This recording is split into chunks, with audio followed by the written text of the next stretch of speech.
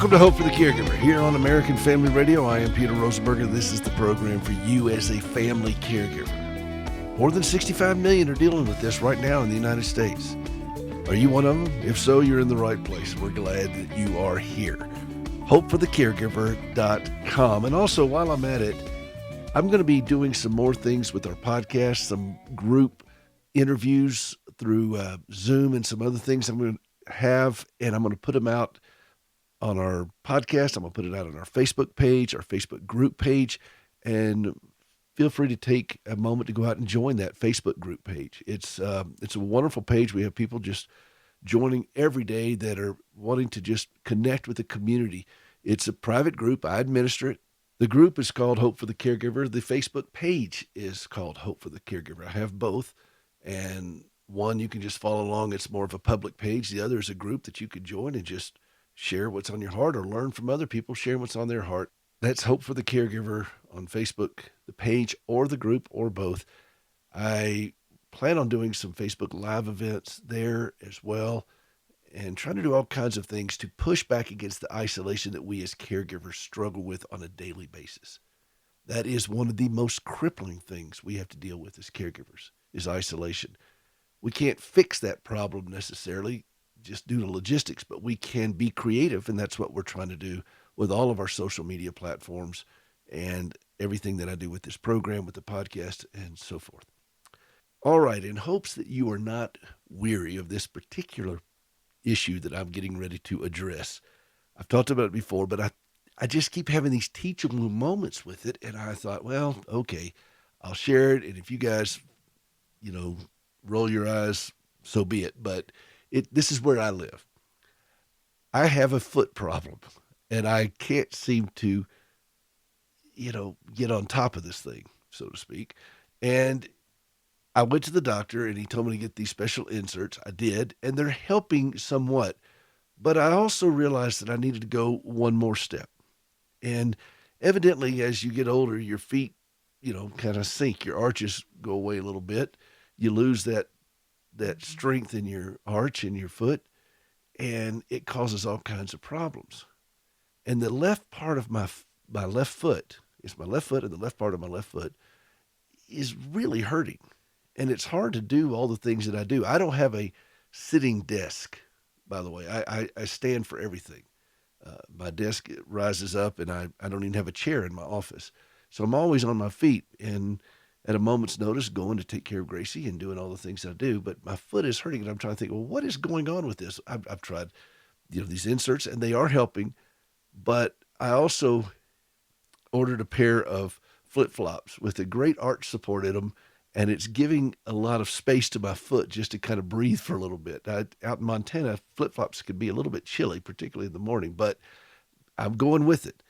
And then I've ordered another pair of sneakers that I'm going to use that have a wider foot, and hopefully this is going to help, correct this issue because it's really starting to become uncomfortable. All right, so what does that have to do with anything?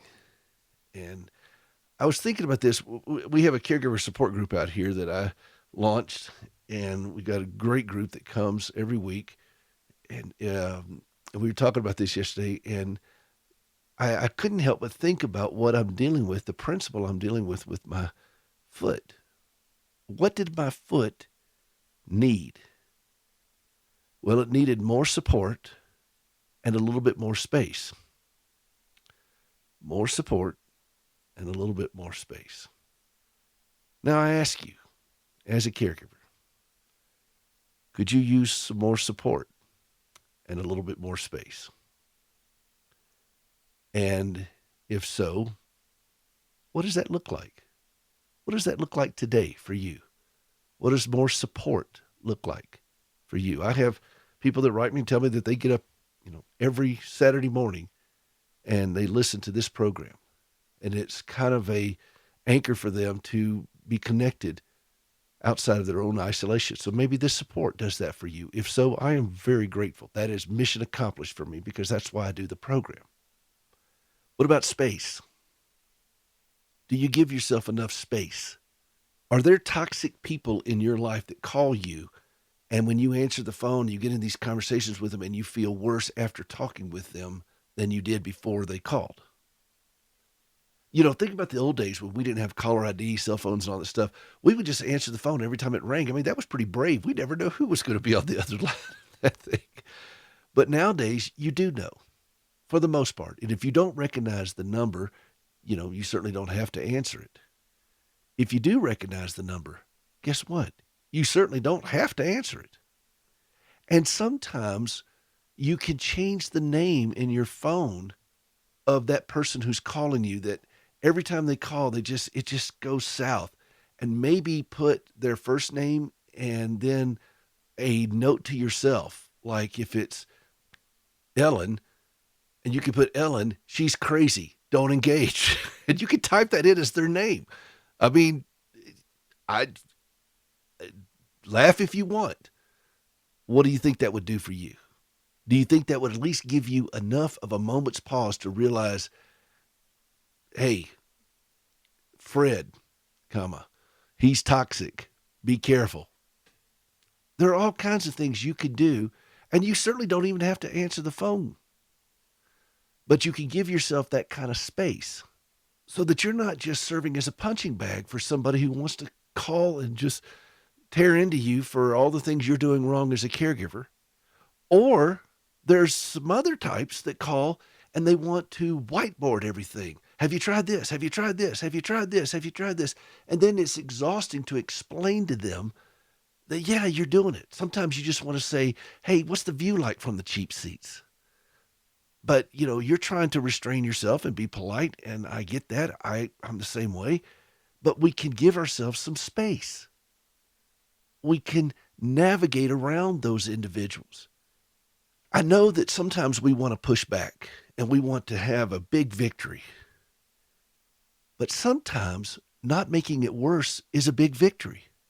Sometimes not having to engage with that kind of drama is a big victory. Sometimes the fights you don't have are the big victories. And the way you do that is you just learn to navigate around certain people. Yeah, it may take a little bit more creativity on your part. Yes, you shouldn't have to do it.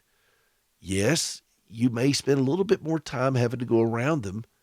But how much time and mental anguish and stress and resentment are you going to save yourself by not engaging with these individuals on their terms? That doesn't mean you don't get to engage with them. It just means that you do it on your terms. When you're in a place of strength, when you're in a place of mental clarity, you don't have to go to every fight that you get a ticket to. You can sit some out. You can navigate around them. Give yourself some space. I mean, I'm doing that with my foot. And it's working. And again, the toes get a little cold in flip-flops when you're in Montana, but give yourself some space and let it heal. Let yourself get a little stronger. And then what about support? What does support look like for you? Well, okay, if you listen to this program, maybe this is a good place to start. I put stuff out there on the podcast and all these kinds of things that I do, all the things I'm doing with social media. That's why I'm doing it, because I want to extend the same support and comfort and strength that I myself lean on, depend on, and have received. Paul says that in Corinthians. So I think that's a pretty good model. But what about a trusted friend, a pastor, somebody you can reach out to and just check in with and let them build you up? If people are not leaving you with scripture to hang on to in the midst of your distress, you kind of wonder how much time you need to spend with those people. Okay? Be wary of that. Give yourself some support and some space, just like I did with my foot. All right, this is Peter Rosenberger. This is Hope for the Caregiver.